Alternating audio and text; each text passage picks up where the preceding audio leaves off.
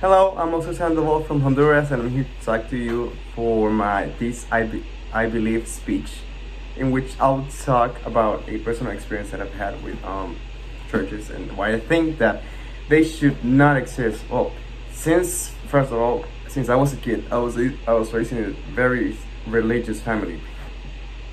I was in the church every Sunday. It was Wednesdays before, but it changed. They didn't have time to go on Wednesdays, so we started going on Sundays. I think that this is something that might have happened to you as well. That your family took you to church and they introduced you to a religion. They were like, "Oh, son, I help you do this," or "Daughter, I help you believe in the religion that I believe in," etc. And the thing is that as I started growing up, I started having doubts about the religion or about why this happens. But I just thought, well, I believe in a God, and I think this is something good. It's something that can motivate people to go forward. So I found it something nice. But the thing is that I don't believe that churches are needed for that, because churches are sometimes really bad at it. Like, they don't give the message of what the religion represents. So, as an example, I brought my Bible, which it has a funny story about it. So, a experience that I had once is that I was in church with a friend he just told me, "Hey, you don't want to come? We can play soccer afterwards. Give you lunch. It's going to be pretty cool." And I was like, "Nice, let's go."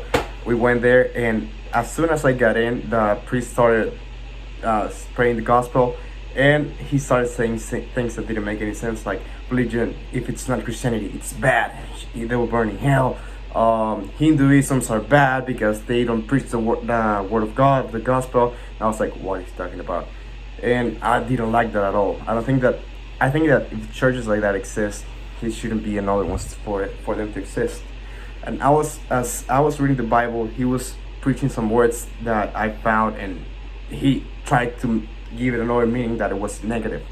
Another thing that happened was in my own church, in which the priest, he was talking first about the gospel, and then he started saying things like, "Oh, this and this," which had nothing to do with the prayers or the things he was saying in the Bible. And then afterwards, he just started bragging about his car, and I was like, "What?"